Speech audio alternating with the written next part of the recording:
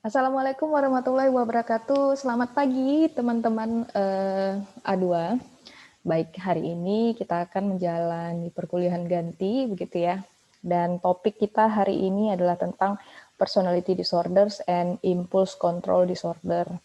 Nah, secara subjektif sebenarnya ini adalah materi yang sangat menarik bagi saya. Jadi mungkin nanti durasinya akan lebih panjang ya daripada yang sebelumnya. Oke, kita mulai dari pembahasan tentang salah satu cerita.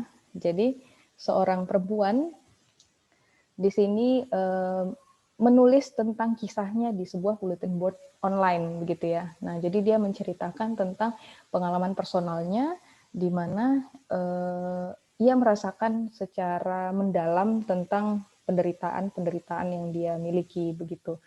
Nah, jadi dia mengatakan bahwa dia itu ada di tempat yang paling gelap di dalam hidupnya gitu. Nah, jadi dia mengatakan di ceritanya itu bahwa ia berusaha untuk memutilasi dirinya dengan cara memotong. Jadi bisa memotong pergelangan tangan, kaki begitu ya. Dan kemudian dia baru menyadari bahwa itu adalah salah satu simptom dari borderline personality disorder. Nanti kita akan bahas di sini tentang BPD itu apa. Nah, jadi ketika dia memotong bagian dari tubuhnya itu, sebenarnya dia tidak memiliki kekuatan untuk mengontrolnya. Dan dia merasakan ketika memotong itu ada emosi yang relief gitu. Jadi ada pelepasan emosi negatif yang dia rasakan begitu ya. Nah, jadi ketika dia menceritakan bahwa sejak muda sebenarnya ia melakukan itu, yaitu sejak umur 8 tahun begitu. Nah, jadi ketika sudah mulai beranjak dewasa dan ketika masuk ke dewasa awal, dia mulai menyadari bahwa dia harus melepaskan emosinya itu atau energinya itu atau kesedihan emosinya itu dengan cara yang lebih baik, yaitu dengan menjalankan terapi. Oke. Kemudian salah seorang psikolog dan filsuf sekalian yang bernama William James itu mengatakan bahwa in most of us by the age of 30 the character has set like plaster and will never soften again. Nah, jadi di sini mengatakan bahwa ketika di umur 30 itu sebenarnya karakter itu sudah kuat gitu ya dan tidak bisa melembut lagi. Walaupun sebenarnya kalimat tersebut itu pandangan dari William James dan sebenarnya masih bisa mendapatkan kritikan-kritikan dari orang lain bahwa sebenarnya untuk kepribadian yang masih bisa dilatih dengan menggunakan berbagai pendekatan. Nah, tapi ini menurut pandangan dari William James yaitu ketika masuk ke umur 30 gitu ya, karakter itu menguat gitu dan sulit untuk menjadi lembut lagi begitu ya atau berubah. Oke, kita lihat. Kemudian ketika membahas tentang gangguan kepribadian, kita bahas dulu sebenarnya kepribadian itu apa gitu ya. Nah, kepribadian adalah serangkaian ciri psikologis dan karakteristik perilaku yang membuat kita masing-masing itu unik. Jadi kepribadian kita, kalau misalnya kita berpikir begini, kita itu genetisnya berbeda, begitu ya, masing-masing genetisnya berbeda. Kemudian pengalaman hidup kita dari kita kecil, yang kita ketemuin itu orangnya bisa beda-beda, lingkungannya bisa beda, budaya kita juga berbeda. Harusnya itu bisa membuat kepribadian kita tuh unik gitu ya. Tidak ada orang yang sama meskipun dia kembar gitu. Dan kepribadian itulah yang membantu menjelaskan konsistensi perilaku kita. Oke, jadi di sini yang perlu ditekankan adalah kepribadian adalah ciri psikologis atau karakteristik perilaku yang membantu menjelaskan konsistensi. Jadi di sini perlu diperhatikan adanya konsistensi perilaku yang berhubungan dengan kepribadian. Nah, individu dengan gangguan kepribadian itu memiliki ciri-ciri kepribadian yang berlebihan yang menyebabkan personal distress atau secara signifikan mengganggu kemampuan mereka untuk berfungsi secara efektif di rumah, sekolah, atau lingkungan kerja mereka dan komunitas tempat mereka tinggal. Nah, jadi di dalam DSM 5 gitu ada 3 klasifikasi gangguan kepribadian, yaitu klaster A, klaster B, dan klaster C. Nah, klaster A itu adalah orang yang dipandang aneh dan eksentrik. Jadi di sini ada paranoid, schizoid, dan schizotypal personality disorder. Dan klaster B, orang dengan perilaku dramatis, emosional, dan tidak menentu, antisosial, borderline, histrionik, dan narcissistic personality disorder. Nah, klaster C, orang yang sering menunjukkan kecemasan atau ketakutan. Jadi di sini ada avoidant, dependent, dan obsessive compulsive personality disorder. Oke, kita lihat di sini rangkuman umumnya. Jadi kalau yang tab yang paling atas adalah personality disorder yang dikarakteristikkan dengan perilaku yang eksentrik dan aneh. Itu kan tadi ada 3 ya, paranoid personality disorder. Ada schizoid personality disorder dan schizotypal personality disorder.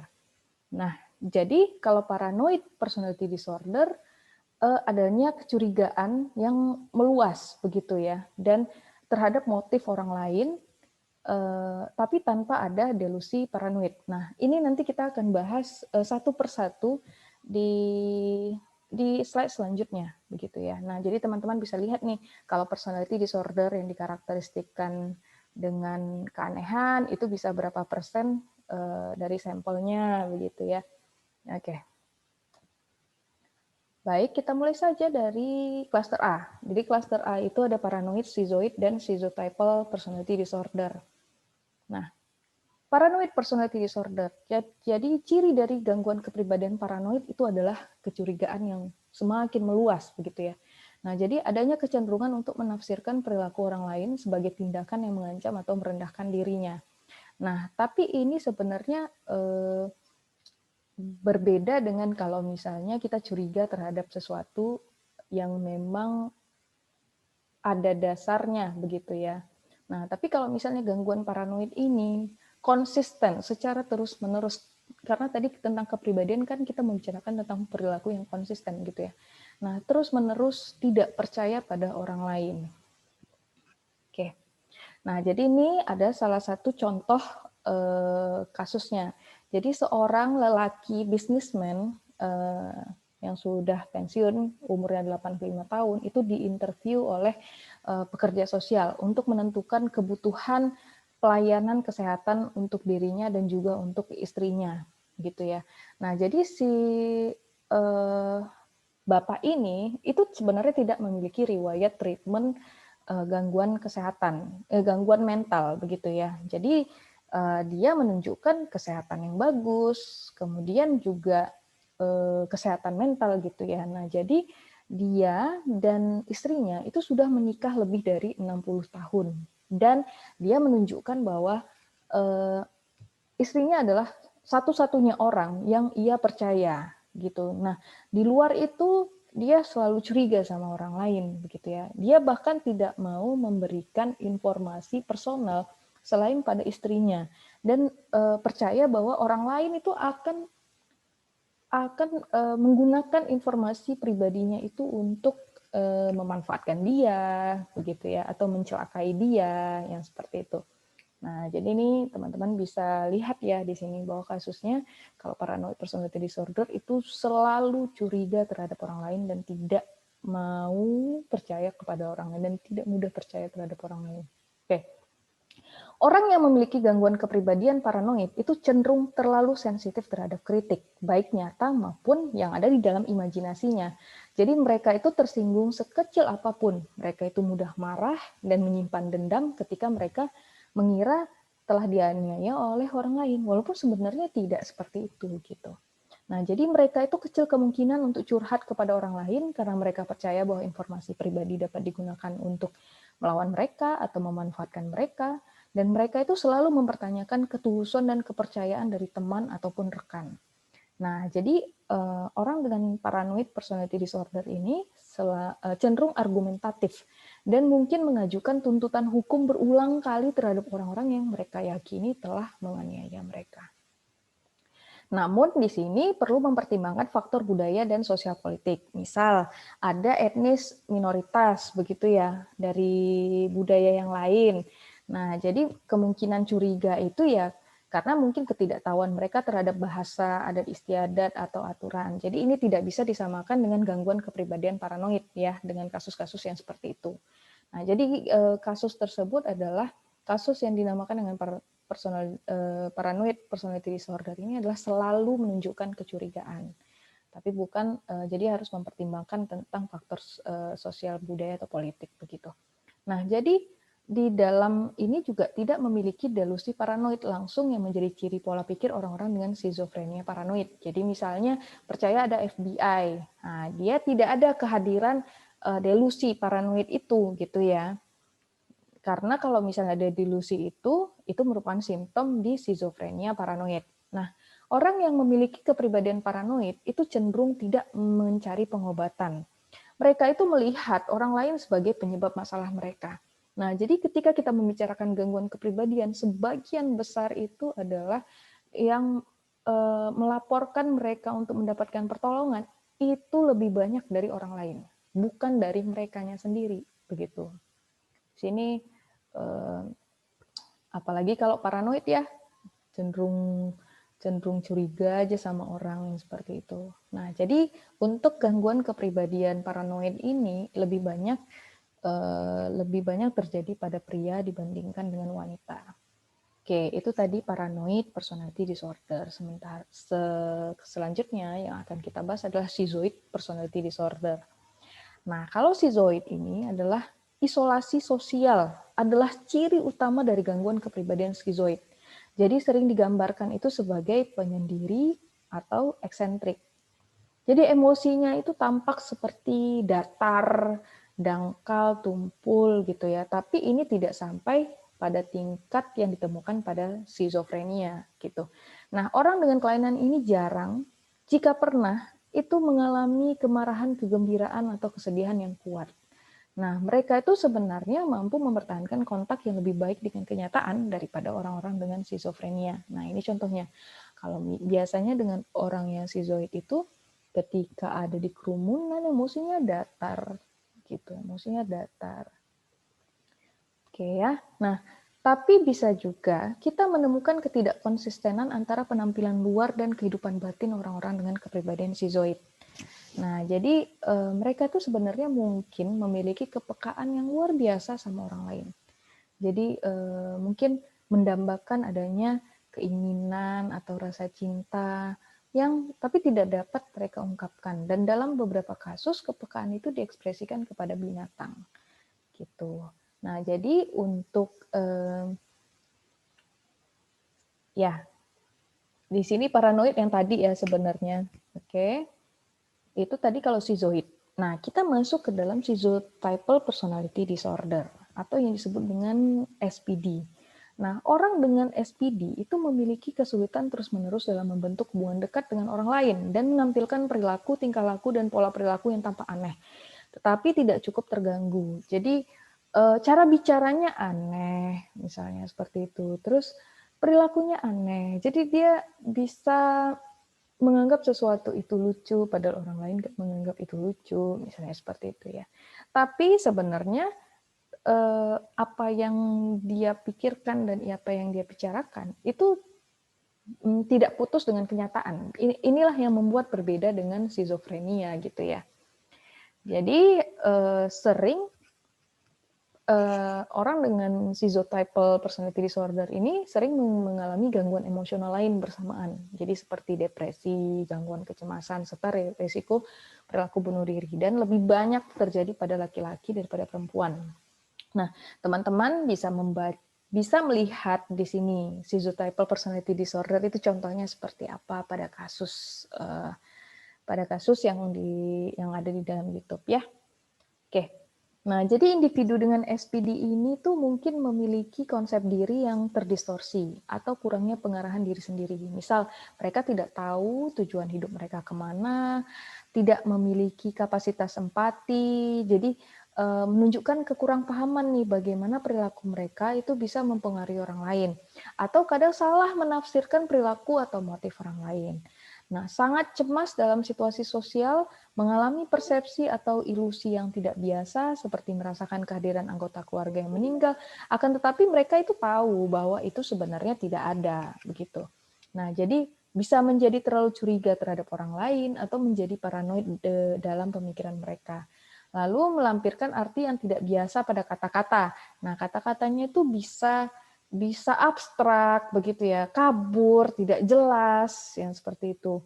Nah, terkadang tampak tidak terawat, menunjukkan tingkah laku yang tidak biasa. Ya, intinya sebenarnya bicaranya itu kebanyakan abstrak, kabur, kemudian perilakunya aneh, kadang-kadang seperti tidak responsif terhadap orang yang mengajak ia bicara, tapi apa yang dipikirkannya itu sebenarnya masih tidak lepas pada kenyataan begitu ya. Nah, inilah yang membuat berbeda dengan skizofrenia. Oke, kalau kita lihat dari schizoid personality disorder nih ya, ini pervasif pola terhadap berpisahnya relasi sosial. Nah, teman-teman bisa baca di sini begitu. Nah, jadi secara umum sebenarnya seperti yang disampaikan di sini begitu. Oke ya. Lalu klaster B. Jadi di sini antisosial, borderline, histrionic, dan narcissistic personality disorder. Nah, kalau antisosial personality disorder, kita sering tuh melihat di sosmed gitu ya, ansos gitu ya, antisosial misalnya begitu. Tapi sebenarnya antisosial yang dimaksud itu berbeda gitu ya dengan antisosial personality disorder ini. Nah, antisosial yang dimaksud di sini adalah bukan menghindari orang gitu ya, bukan menghindari orang atau tidak, atau berdiri sendiri atau tidak, atau detach sama orang, bukan begitu. Nah, antisosial itu adalah sering melakukan pelanggaran terhadap hak orang lain, mengabaikan norma-norma sosial begitu. Nah, dalam beberapa kasus melanggar hukum. Nah, ketidakpeduliannya itu tidak berperasaan. Jadi ketika melakukan pelanggaran, dia tidak mengalami rasa bersalah, yang begitu ya. Dan manipulatif, menggunakan orang lain untuk keuntungan mereka sendiri. Nah, antisosial itu bukan menghindari orang, dan orang dengan antisocial personality disorder ini cenderung impulsif dan gagal memenuhi komitmen mereka kepada orang lain. Nah, jadi sebenarnya mereka juga terkadang menunjukkan pesona yang superficial gitu ya, dan memiliki setidaknya kecerdasan rata-rata. Nah, jadi kita lihat Ted Bundy juga memiliki antisocial personality disorder gitu ya. Nah, jadi mereka itu seringkali memiliki sedikit, jika ada gitu ya, kecemasan ketika dihadapkan pada situasi yang mengancam dan kurangnya perasaan bersalah atau penyesalan setelah melakukan kesalahan. Nah, hukuman nih, misalnya orang tua memberikan hukuman kepada mereka, itu dampaknya sedikit atau tidak sama sekali gitu, nggak ngefek gitu loh hukuman-hukuman yang diberikan kepada mereka. Nah, jadi untuk gangguan ini pria lebih banyak daripada wanita. Kurang lebih kalau tidak salah itu 5 kali lipat dari wanita. Namun seiring dengan berjalannya waktu, tingkat persentase wanita itu semakin lebih tinggi gitu ya. Nah, diagnosis ini terbatas pada orang yang berusia 18 tahun ke atas. Nah, jadi istilah seperti psikopat dan sosiopat itu sebenarnya masih digunakan oleh ahli klinis gitu ya sampai dengan saat ini. Nah, inilah yang untuk menggambarkan kepribadian antisosial. Nah, yaitu orang yang berperilaku amoral, asosial, dan impulsif, dan kurang penyesalan atau rasa malu. Nah, jika artinya itu psikopat berfokus pada gagasan bahwa ada sesuatu yang salah atau patologis dalam fungsi psikologis individu. Nah, sosiopat berpusat pada penyimpangan sosial seseorang. Oke, kemudian secara historis, ini adalah gangguan kepribadian yang paling banyak dipelajari oleh para sarjana dan para peneliti untuk gangguan kepribadian. Nah, jadi kita kalau lihat faktor sosiokultural dan antisocial personality disorder. Jadi gangguan kepribadian antisosial ini bisa terjadi di semua kelompok ras dan etnis, begitu ya. Lalu paling umum terjadi di antara orang-orang dalam kelompok sosial ekonomi yang lebih rendah. Kemudian ada antisocial behavior and criminality. Nah, jadi gangguan kepribadian antisosial itu dikaitkan dengan peningkatan resiko kriminalitas. Tapi cara berpikirnya itu tidak semua penjahat memiliki kepribadian antisosial, gitu ya.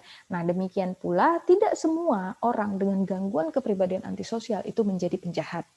Nah, banyak orang dengan gangguan kepribadian antisosial itu masih taat hukum dan sukses dalam karir mereka. Meskipun di dalam bekerja dan di dalam memperlakukan orang lain, mereka itu masih tidak berperasaan dan tidak sensitif, gitu. Nah, jadi pada awalnya peneliti mengemukakan dua dimensi kepribadian antisosial. Yang pertama dimensi kepribadian. Jadi mereka memiliki pesona yang superficial, yang gitu ya, yang nggak tulus begitu. Nah, kemudian di sini ada keegoisan, kurangnya empati, tidak berperasaan, dan penggunaan orang lain tanpa belas kasihan, dan mengabaikan perasaan dan kesejahteraan orang lain. Nah, kalau dimensi perilaku, penerapan gaya hidup yang umumnya tidak stabil dan antisosial, termasuk masalah yang sering terjadi dengan hukum, riwayat pekerjaan yang buruk, dan hubungan yang tidak stabil. Nah, kedua dimensi ini tidak sepenuhnya terpisah. Banyak individu antisosial menunjukkan bukti dari kedua gabungan dari sifat tersebut. Nah, lalu ada pula penelitian yang mengemukakan bahwa ciri-ciri psikopat itu bisa dikelompokkan dalam 4 faktor atau dimensi dasar, menurut Mokros dan kawan-kawan. Yang pertama, faktor interpersonal. Jadi adanya superficial charm atau charming buatan gitu ya. Kemudian adanya grandiosity atau rasa kebesaran dan tipu daya kepada orang lain. Nah, kemudian yang kedua adanya faktor afektif. Nah, jadi di sini yang bicara tentang perasaan begitu ya, emosi gitu ya. Nah, kurangnya penyesalan dan empati dan kegagalan untuk menerima tanggung jawab atas perilaku yang buruk. Saya pernah melihat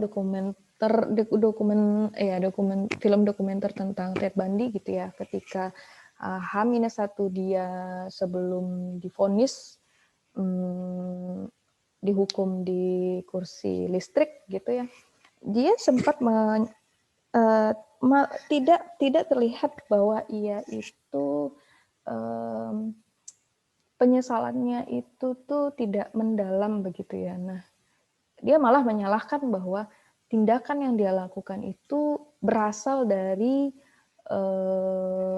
film porno yang dia tonton begitu. Dan dia menyalahkan bahwa kriminalitas itu banyak terjadi karena menonton itu begitu. Nah, daripada ia mengatakan bahwa apa yang dia rasakan, apa yang ada tidak rasa bersalahnya atau segala macam yang seperti itu cenderung minim begitu ya.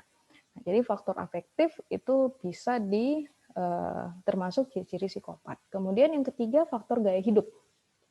Impulsif dan kurangnya tujuan. Oke, kemudian yang keempat, faktor antisosial, kontrol perilaku yang buruk dan perilaku antisosial. Oke, nah tapi apakah semua penjahat itu melakukan kekerasan dalam artian yang betul-betul kejahatan fisik? Tidak. Kita kembali kepada prinsip bahwa antisosial itu diartikan perilaku yang memiliki perilaku melanggar norma-norma sosial, begitu ya. Nah, jadi di sini ada salah satu kasus bahwa kepribadian psikopatik itu tidak selalu berhubungan dengan kriminal yang keras, begitu ya. Jadi Bernie Madoff ini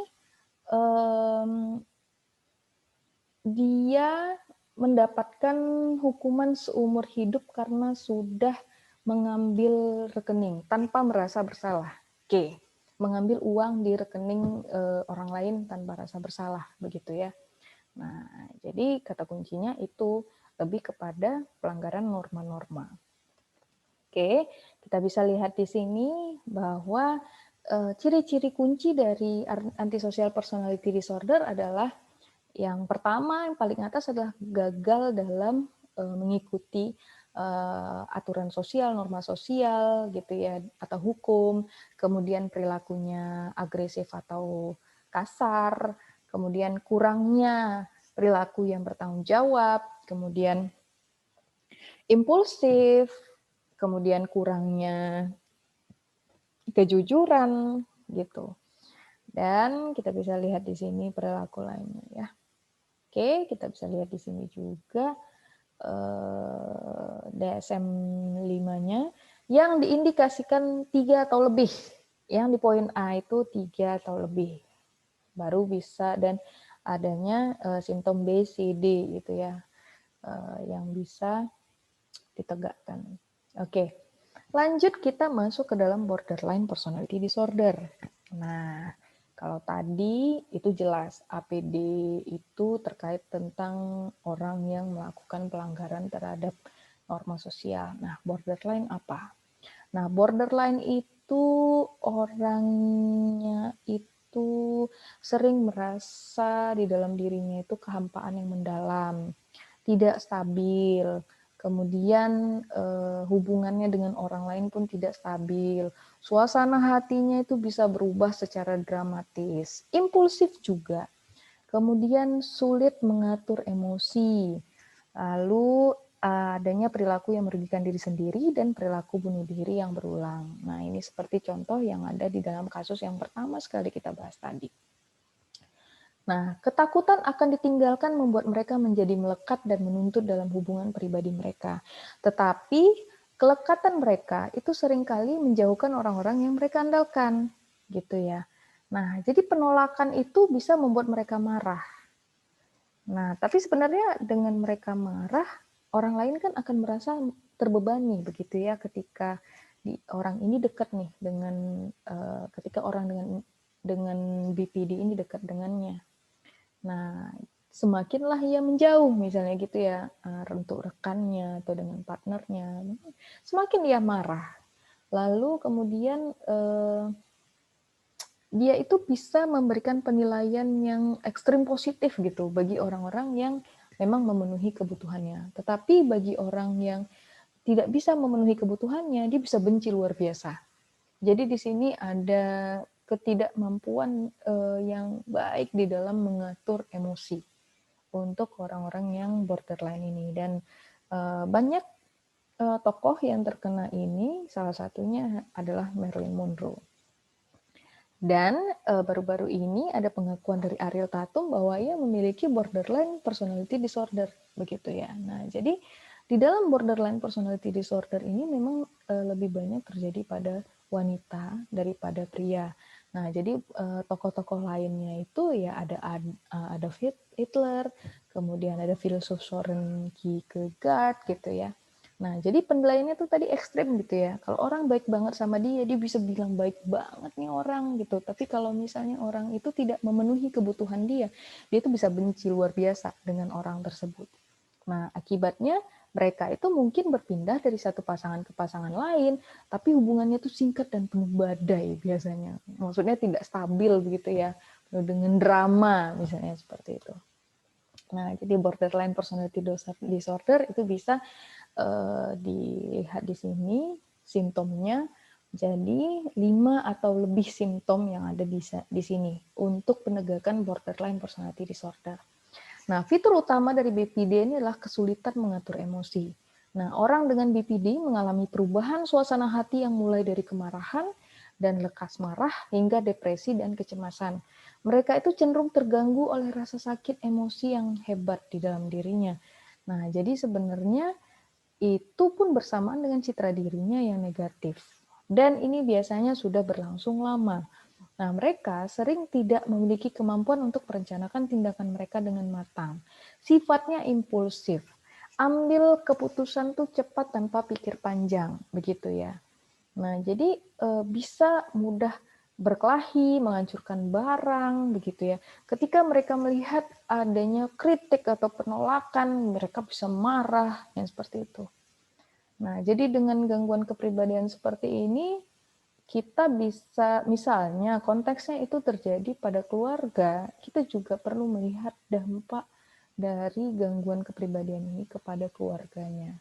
gitu, terutama kepada misalnya yang terkena itu adalah ibu ataupun bapak misalnya gitu. Kita perlu melihat kondisi anaknya juga. Kenapa? Karena logikanya kan bapak dan ibu itu pasti menuntut perhatian dari anak, misalnya seperti itu. Nah, tapi dengan gangguan yang seperti ini, dengan hubungan yang tidak stabil yang seperti ini, kita juga perlu melihat bagaimana kondisi dari keluarganya. Nah, jadi ketika melihat tentang gangguan kepribadian, kita juga bisa mendeteksi gangguan itu dari dampaknya kepada lingkungannya. Seperti itu bagaimana? Oke ya. Nah, jadi di sini adalah contoh bagaimana seorang perempuan gitu ya, dia melihat ini adalah contoh bagaimana mendeskripsikan tentang suaminya gitu ke dalam dua personality gitu ya. Jadi kayak seakan-akan tuh yang bisa baik banget sama yang jahat banget misalnya seperti itu. Nah, jadi teman-teman bisa lihat di sini. Oke, kemudian wanita itu cenderung menunjukkan agresi yang lebih mengarah ke dalam, seperti pemotongan dan bentuk mutilasi diri, gitu ya. Nah, tapi kalau pria itu lebih banyak menunjukkan agresi yang lebih terbuka, begitu. Nah, jadi bisa lebih mudah berkelahi, misalnya seperti itu ya. Tapi sebenarnya kalau perempuan itu kan lebih banyak ke dalam, memotong, misalnya gitu. Kemudian gangguan ini biasanya didiagnosis pada masa dewasa awal, walaupun tanda-tanda gangguan tersebut sebenarnya sudah sering terlihat pada masa remaja. Perilaku impulsif mungkin termasuk berbelanja secara berlebihan, berjudi, menggunakan narkoba, aktivitas seksual yang tidak aman, mengemudi sembrono, makan berlebihan, mengutil, begitu ya. Tindakan impulsif melukai diri sendiri seperti pemotongan yang tadi, gitu. Nah, individu dengan BPD itu seringkali memiliki hubungan yang sangat bermasalah dengan keluarga mereka dan orang lain. Nah, ini seperti yang sudah kita bahas tadi. Nah, jadi mereka sering memiliki pengalaman. Nah, untuk BPD itu sendiri, kenapa sebenarnya bisa terjadi borderline ini gitu ya? Biasanya orangnya itu juga memiliki pengalaman masa kecil yang sulit gitu ya, seperti mungkin kehilangan orang tua, perpisahan dengan orang tua, atau bisa jadi hukuman dan penganiayaan yang sangat keras, kemudian pengabaian atau kurangnya pengasuhan, atau menyaksikan kekerasan, atau bisa combine mix di antara semuanya ini. Nah, jadi mereka juga cenderung sulit untuk diajak bekerja sama dalam psikoterapi. Mereka itu banyak menuntutnya terkadang sama terapisnya gitu ya, atau bisa nelfon terapisnya sampai berulang kali, sampai tengah malam misalnya seperti itu. Dan ketika tidak misalnya mendapatkan penolakan, mereka bisa marah seperti itu. Nah, BPD ini kan dikenal dengan gangguan kepribadian ambang juga ya. Artinya di sini ambang adalah ada di batas apa namanya itu ya. Dia bisa cepat gitu, regulasi emosinya itu sangat tidak baik gitu. Jadi bisa meledak ekstrem kiri, ekstrem kanan, ya seperti itu. Nah, jadi perasaan mereka terhadap terapis itu seperti terhadap orang lain, mengalami perubahan cepat antara idealisasi dan kemarahan. Oke. Kita masuk ke histrionic personality disorder. Nah, gangguan kepribadian histrionik itu ditandai dengan emosi yang berlebihan dan kebutuhan yang sangat besar untuk menjadi pusat perhatian. Gitu. Kalau nggak jadi pusat perhatian, ada yang salah aja gitu ya. Jadi dia itu pengen dapat panggung terus gitu. Nah, jadi istilah itu berasal dari bahasa Latin yang namanya histrio yang artinya aktor. Dramatis dan emosional, tetapi emosi mereka tampak sebenarnya dangkal, berlebihan, dan tidak stabil. Gangguan tersebut sebelumnya disebut dengan kepribadian histeris. Nah, jadi lebih banyak terjadi pada wanita daripada pria. Nah, orang dengan kepribadian histrionik itu bisa jadi menanggapi sesuatu nih, misalnya berita menyedihkan, itu sangat apa namanya, menunjukkan berlebihan apanya lah gitu ya, kekecewaannya gitu, kesedihannya. Kemudian ketika ada peristiwa menyenangkan, itu bisa merespon itu dengan kegembiraan yang berlebihan gitu. Jadi kayak drama gitulah. Nah, jadi mereka cenderung menuntut orang lain memenuhi kebutuhan mereka untuk diperhatikan dan berpura-pura menjadi korban atau playing victim ketika orang lain tuh gagal memenuhi kebutuhannya. Nah, jadi mereka itu juga bisa cenderung egois dan tidak toleran terhadap penundaan kepuasan. Artinya ketika mereka mau, saat itu juga itu harus dapat yang seperti itu. Dan biasanya ini tertarik pada fashion, mode, karena mereka sebenarnya cenderung genit dan suka menggoda begitu ya. Nah, pria mungkin berpakaian untuk pria yang dengan gangguan histrionik ini mungkin akan berpakaian yang terlalu macho, kemudian wanita itu sangat-sangat feminim dengan renda yang banyak, misalnya seperti itu. Nah, orang dengan kepribadian histrionik itu mungkin tertarik pada profesi seperti modeling dan acting, di mana itu mereka bisa menjadi sorotan. Oke, itu tentang histrionik. Kita masuk ke narcissistic personality disorder.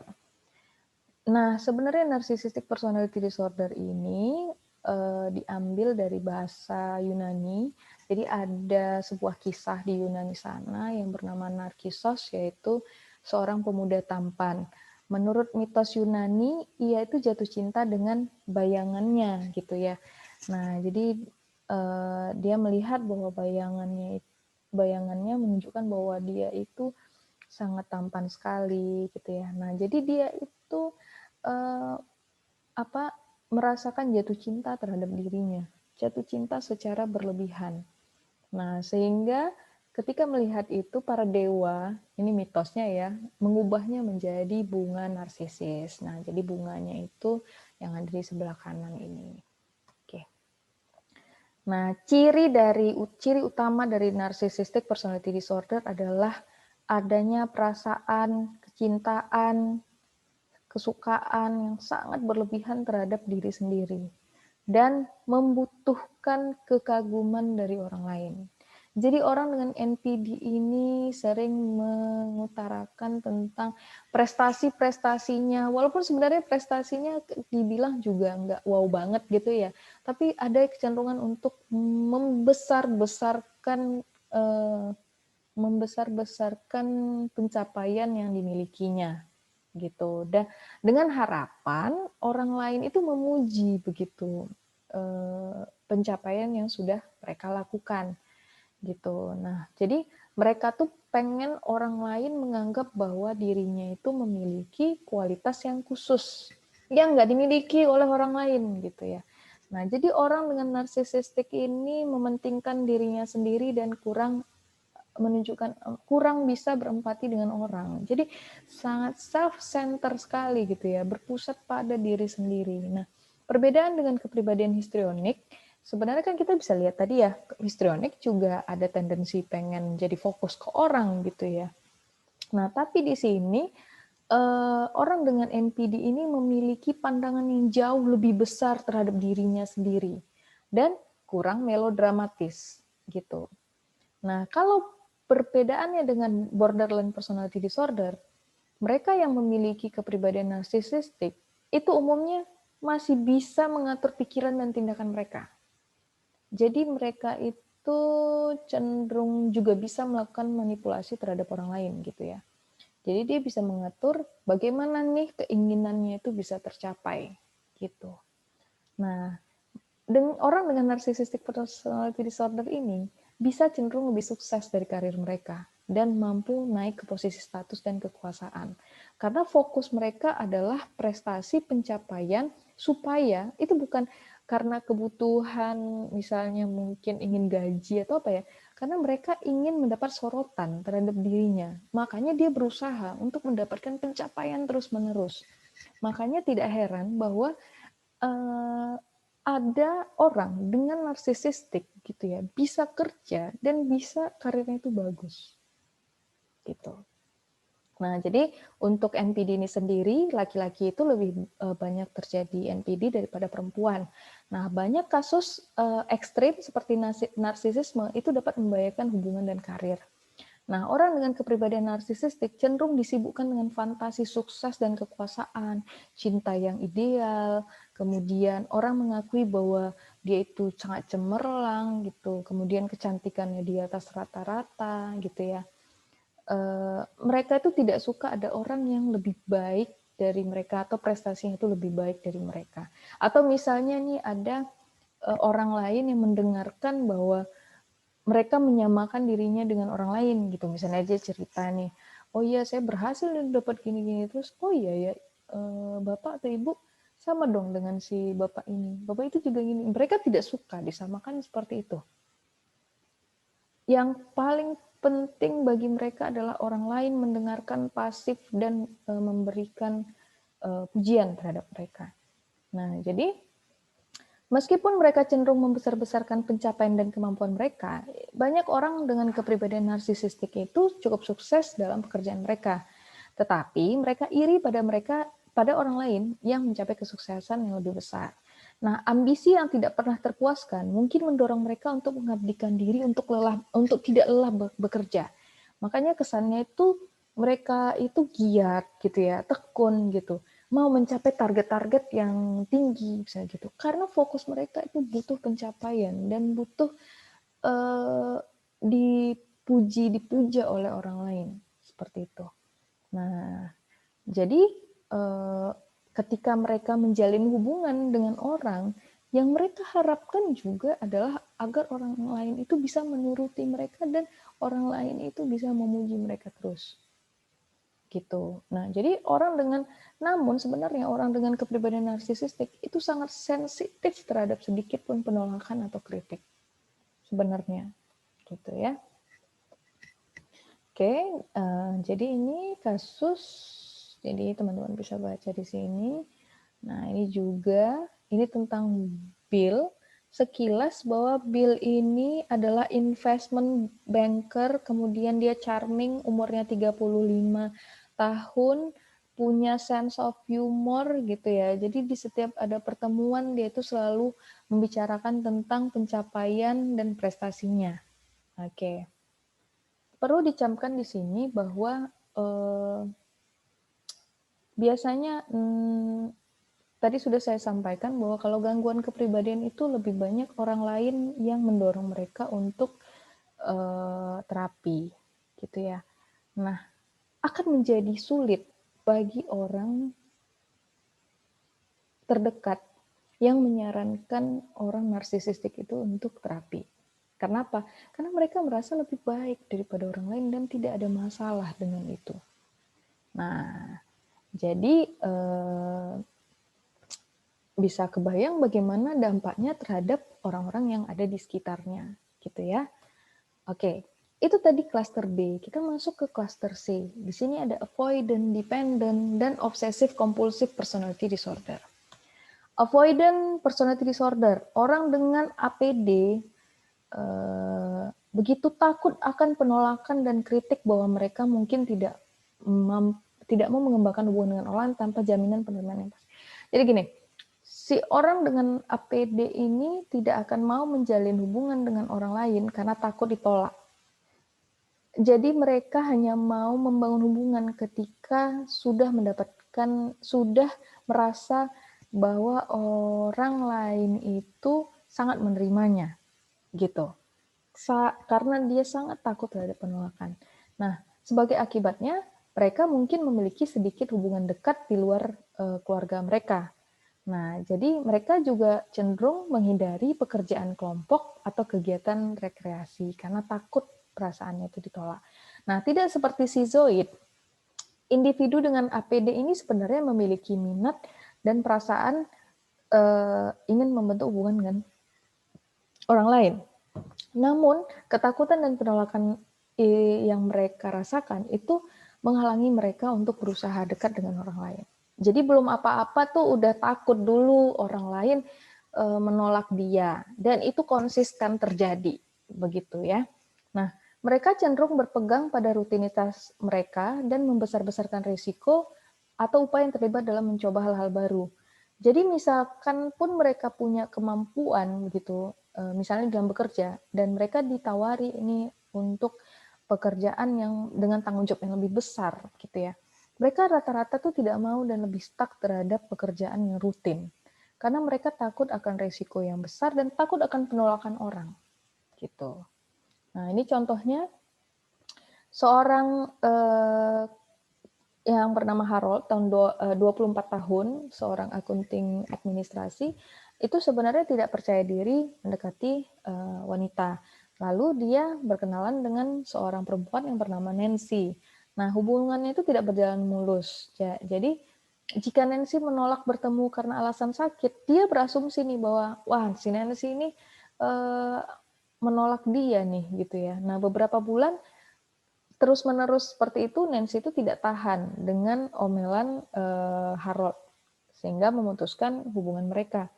Nah, tapi si Haroldnya itu berpikir bahwa, wah, dari awal juga memang Nancy itu tidak peduli dengannya, gitu. Oke ya. Jadi menghindar, avoidant, menghindar, gangguan kepribadian yang menghindar. Oke, baik, ini bisa dilihat DSM-5. Jadi bisa lihat 4 atau lebih simptom yang harus dipenuhi. Nah, APD itu sering komorbid, terjadi bersamaan dengan fobia sosial. Oke. Nah, aktivitas amigdala tinggi pada APD ketika berada dalam situasi sosial. Nah, kemudian ada yang disebut dengan dependent personality disorder atau DPD. Nah, DPD itu memiliki kebutuhan untuk mendapatkan perawatan perhatian dari orang lain. Dia nggak bisa nih tanpa orang lain gitu ya, lekat banget sama hubungan dengan orang lain. Merasa takut berlebihan dengan perpisahan. Sulit untuk melakukan sesuatu secara sendiri, tidak mandiri. Anak atau remaja dengan DPD umumnya meminta orang tua itu memilih pakaiannya, sekolahnya, teman-temannya, atau bahkan pasangan hidupnya. Nah, setelah menikah, biasanya DPD bergantung pada pasangan dalam membuat segala keputusan. Nah, ini contohnya kasus Matthew, seorang akuntan berusia 34 tahun yang tinggal dengan ibunya. Nah, jadi dia mencari treatment ketika putus dengan pacarnya. Ibunya itu tidak setuju karena mereka itu berbeda agama. Nah, dia mengatakan bahwa karena darah itu lebih kental dari air, ya udah si Matthew-nya itu lebih nurut kepada ibunya gitu ya. Tapi sebenarnya dia marah pada dirinya dan dia juga marah sebenarnya pada ibunya karena terlalu posesif pada dirinya sehingga menghalangi untuk menikah. Tetapi dia kemudian berpikir lah, mom knows the best lah gitu ya, ya udah ibu tahulah yang paling baik untuk aku gitu.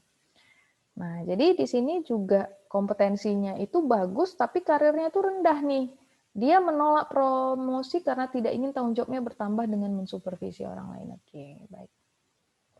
Ini bisa dilihat di sini karakter simptom dari dependent personality disorder yaitu 5 atau lebih gitu ya.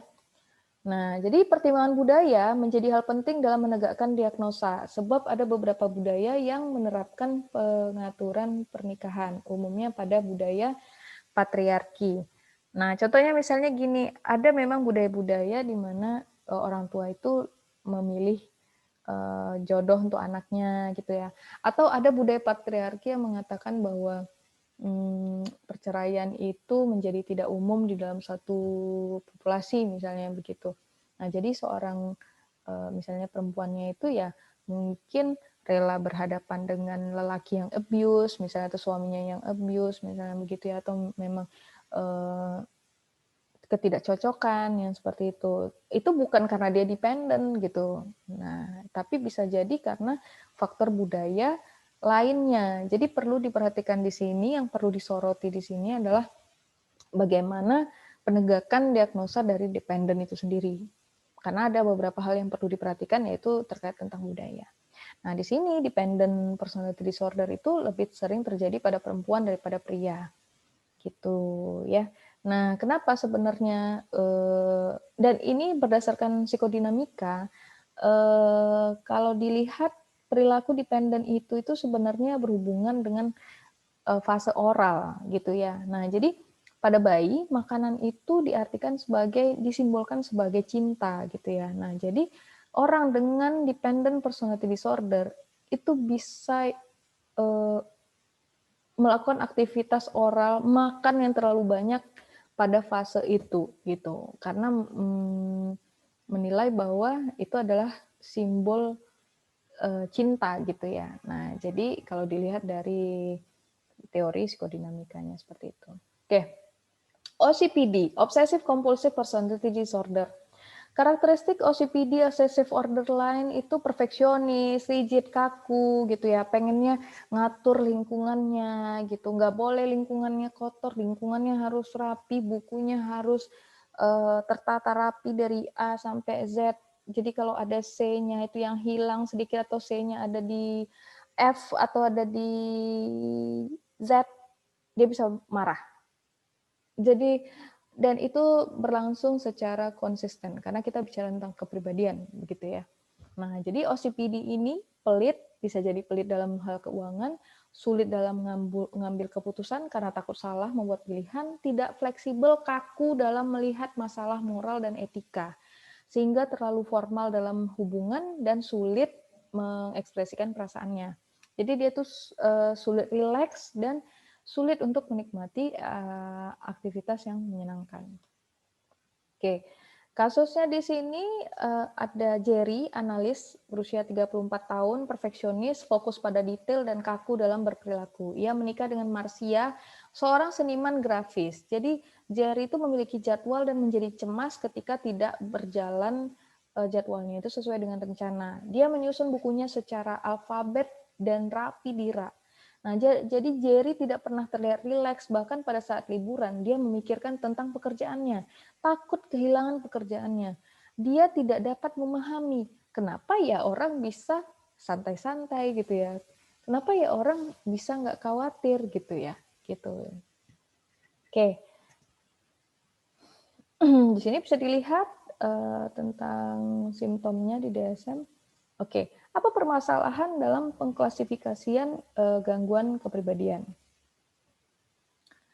Gangguan kepribadian jika dilihat dari kategori dan dimensi. Apakah personality disorder lebih mudah dipahami dengan perbedaan kategori gangguan psikologis yang ditandai dengan adanya simptom dan karakteristik perilaku? Nah, kita mengacu lagi kepada DSM-5 yang memang menerapkan tentang kategori, gitu ya. Makanya tadi penegakan misalnya 2 atau 3 lebih simptom gitu, itu perlu diperhatikan untuk penegakan diagnosa. Nah, DSM mengadopsi model kategori untuk mengklasifikasikan pola perilaku abnormal menjadi kategori diagnostik yang spesifik.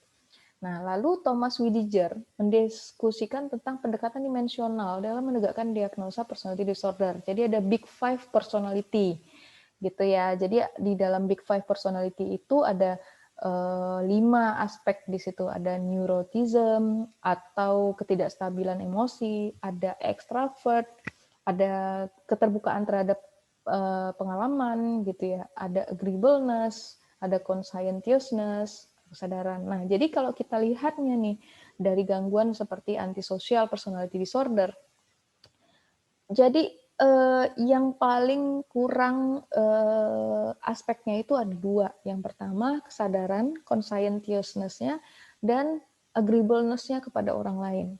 Karena kan dia cenderung apa ya namanya melawan gitu ya, melawan norma gitu ya. Jadi agreeableness-nya itu sangat rendah gitu.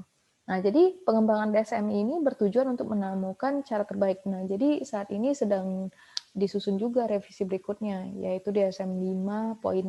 5.1 maksudnya. Oke, kemudian permasalahan yang membedakan gangguan kepribadian dari sindrom klinis lainnya. Apakah personality disorder reliable dibedakan dari sindrom klinis lain? Misal, psikolog klinis itu sulit untuk membedakan antara obsessive compulsive disorder dengan obsessive compulsive personality disorder. Nah, tapi perlu ditekankan di sini adalah personalities generally more enduring, gitu ya. Jadi kepribadian itu cenderung menetap. Oke, kemudian overlap among disorder. Banyak orang dengan diagnosis personality disorder memiliki kriteria lain lebih dari satu. Misalnya nih, diagnosis antisocial personality disorder dengan borderline personality disorder memiliki trait yang sama. Impulsif tadi, pola hubungannya juga tidak stabil. Nah, tapi sebenarnya comorbid dalam personality disorder itu umum terjadi gitu ya. Jadi penyertanya itu juga bisa gitu, antisosial, kemudian bisa juga dengan borderline personality disorder. Nah, beberapa personality disorder itu mungkin bukan gangguan yang berbeda, tetapi adanya variasi subtipe dari personality disorder. Nah, kemudian kesulitan di dalam membedakan antara normal dan abnormal behavior. Jadi misalnya, seperti yang saya sampaikan juga di awal bahwa merasa curiga itu nggak berarti kalau kita itu punya gangguan paranoid personality gitu ya. Nah, misalnya juga self love misalnya gitu, kecenderungan mementingkan diri sendiri gitu ya. Ya belum tentu juga narsisistik.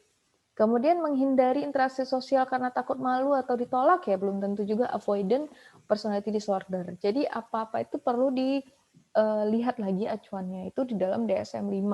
Kan tadi ada simptom yang harus dipenuhi berapa, kemudian waktunya bagaimana itu juga perlu dilihat gitu ya. Nah, confusing label with explanation. Nah, jadi pada praktiknya perbedaan label itu membingungkan. Misal, John's behavior is antisocial. Therefore, John has antisocial personality disorder. Kemudian yang ketiga, John behavior is antisocial because he has antisocial personality disorder. Nah, pernyataan di atas membingungkan karena yang pertama menggunakan perilaku untuk membuat diagnosis, kemudian menggunakan diagnosis untuk menjelaskan perilaku. Gitu. Jadi memang perlu dilihat lagi acuannya di dalam DSM-5 itu seperti apa. Jadi nggak bisa kita sembarang melabelkan gitu ya. Lalu ada sexist bias gitu. Jadi tadi apa namanya misalnya histrionik itu lebih umum terjadi kepada wanita daripada pria gitu ya. Nah, jadi kecenderungan untuk biasnya itu sebenarnya cukup tinggi gitu ya, karena memang dari segi populasi, dari segi statistiknya, misalnya untuk histrionik itu lebih banyak terjadi pada wanita gitu. Namun itu tidak boleh sebenarnya ada bias di dalam memandang gangguan ini gitu. Jadi memang harus dilihat lagi acuannya karena pria pun juga bisa. Tadi kan juga kita jelasin ya, histrionik itu pada pria bisa. Misalnya dia terlalu berpenampilan terlalu macho, ya bisa juga gitu. Oke, perspektif teorinya. Dari perspektif psikodinamika nih, sebenarnya kenapa sih gangguan kepribadian itu bisa terjadi gitu ya. Nah, jadi menurut teori Freud yang tradisional, itu fokus pada Oedipus kompleks sebagai dasar berkembangnya perilaku abnormal, termasuk gangguan kepribadian. Nah, jadi pada fase ini nih, pada fase Oedipus kompleks tersebut. Kemudian ada lagi teori Hans Kohut. Jadi psikodinamika modern atau self-psychology menekankan pada perkembangan cohesive sense pada diri. Nah, jadi Kohut itu tidak sependapat dengan Freud tentang Oedipus kompleks yang menjadi penyebab gangguan kepribadian. Kohut berpendapat bagaimana self berkembang, self-esteem, nilai yang berlawanan tentang pribadi yang narsisistik. Jadi Kohut itu meyakini bahwa narsisistik itu terjadi untuk menutupi ketidakmampuan yang mendalam. Grandios membantu individu untuk mengatasi perasaan tidak berharganya. Nah, jadi sebenarnya orang-orang narsisistik ini kan juga rentan ya. Tadi sudah disampaikan rentan terhadap kritik, begitu. Nah, sebenarnya mereka tidak punya self-esteem yang baik. Makanya mereka itu rentan terhadap kritik. Mereka tuh sangat mudah merasa diserang oleh orang lain gitu. Nah, untuk menutupi itu, mereka itu punya satu defense cara untuk mengembangkan grandiosnya, karena dia memiliki mereka percaya bahwa grandios itulah yang membantu untuk mengatasi self-esteem yang kurang baik tersebut. Gitu. Nah, jadi menurut Kohut, masa kanak-kanak awal memiliki tahapan healthy narcissism, di mana anak itu bisa merasa kuat.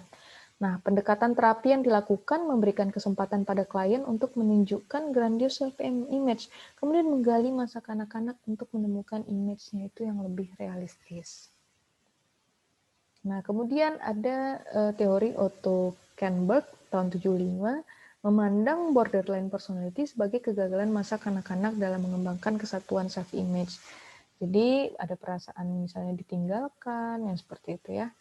Kemudian Margaret Mahler, borderline personality terjadi ketika masa kanak-kanak terjadi ketika proses perpisahan dengan figur ibu. Jadi secara normal, anak akan memisahkan identitas secara psikologis dan biologis dari ibunya, membentuklah individuation.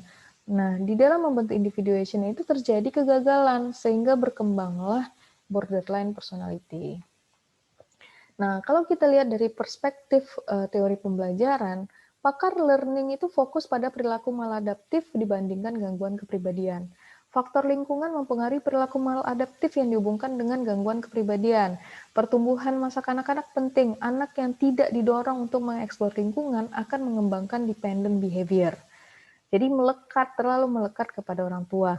Nah, kalau orang tua tuh disiplin yang berlebihan dari orang tua itu juga bisa mengembangkan obsessive compulsive behavior. Nah, Millen berpendapat histrionic personality disorder karena pengalaman masa kanak-kanak yang tidak diberi penguatan secara konsisten. Nah, kalau dari perspektif keluarga, penyiksaan fisik dan seksual atau pengabaian itu bisa mengembangkan gangguan seperti BPD. Kemudian orang tua yang terlalu otoriter dan overprotective itu juga bisa mengembangkan kepribadian dependen. Nah, perspektif biologikal dari faktor genetis, memiliki anggota keluarga dengan riwayat gangguan kepribadian itu rentan. Walaupun demikian, faktor lingkungan itu juga memegang peranan penting. Jadi, diatesis modalnya tetap berjalan begitu ya. Jadi, tidak bisa ditentukan pada satu faktor biologi saja. Kemudian kekurangan responsif emosional. Jadi antisocial personality memiliki level GSR yang rendah atau galvanic skin response. Tanda teraktivasinya saraf simpatis ketika orang mengalami reaksi emosi. Oke. Kalau kita bisa lihat di sini ada juga persoalan terkait tentang otak ya.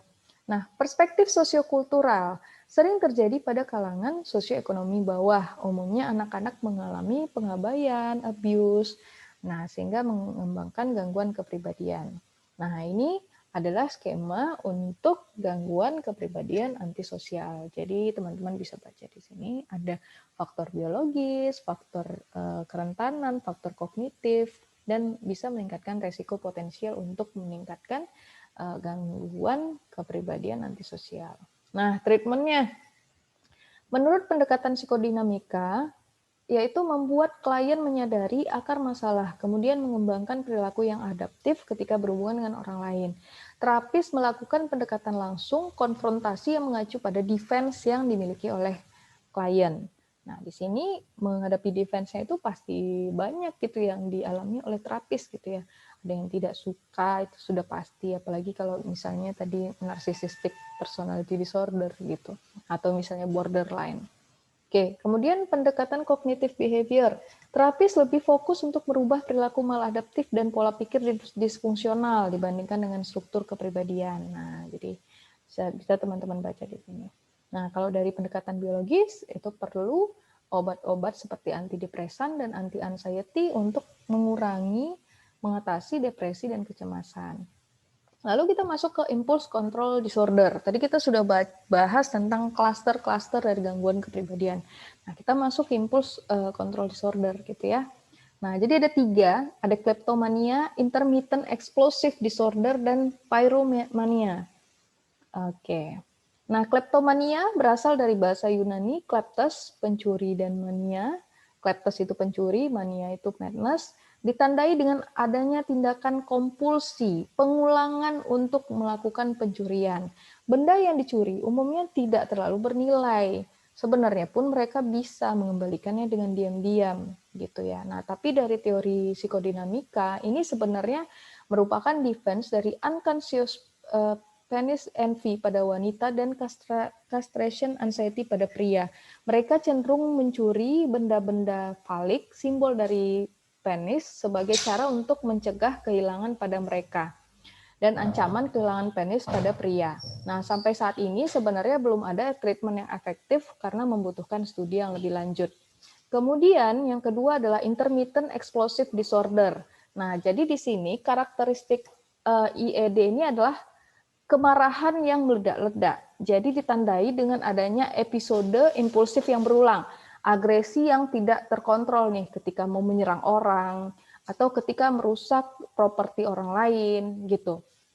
Nah, jadi sebenarnya di sini ada kaitannya dengan prefrontal cortex gitu. Nah, jadi diperkirakan itu mengalami masalah sehingga seseorang tidak bisa mengontrol kemarahannya begitu. Nah, jadi penanganannya itu yang umum dilakukan adalah anger management atau manajemen kemarahan gitu ya, untuk mengembangkan bagaimana nih kontrol seseorang terhadap kemarahan yang dia miliki sehingga tidak meledak. Oke, kemudian selanjutnya adalah pyromania. Nah, ini yang berbahaya nih. Pyro ini artinya fire atau api, dan mania itu adalah madness gitu ya. Jadi orang yang terkena pyromania ini suka membakar gitu ya. Jadi motivasi untuk melakukan pembakaran umumnya mengacu pada kemarahan dan dendam daripada gangguan psikotik. Nah, sebenarnya ini merupakan gangguan yang jarang terjadi. Penderitanya itu merasa rilis setelah melakukan pembakaran. Nah, penanganannya itu adalah CBT untuk mengidentifikasi irrational belief-nya atau pemikiran yang keliru yang juga mendorong pembakaran.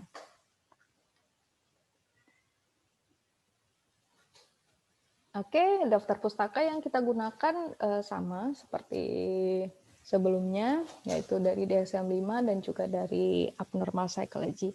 Saya kira itu saja, materinya banyak ya, 80 slide. Saya kira itu saja dulu. Ada tugas yang harus diselesaikan mahasiswa sampai dengan hari Sabtu sebelum pertemuan kita selanjutnya. Terima kasih banyak atas partisipasinya. Selamat mengerjakan dan selamat pagi. Assalamualaikum warahmatullahi wabarakatuh.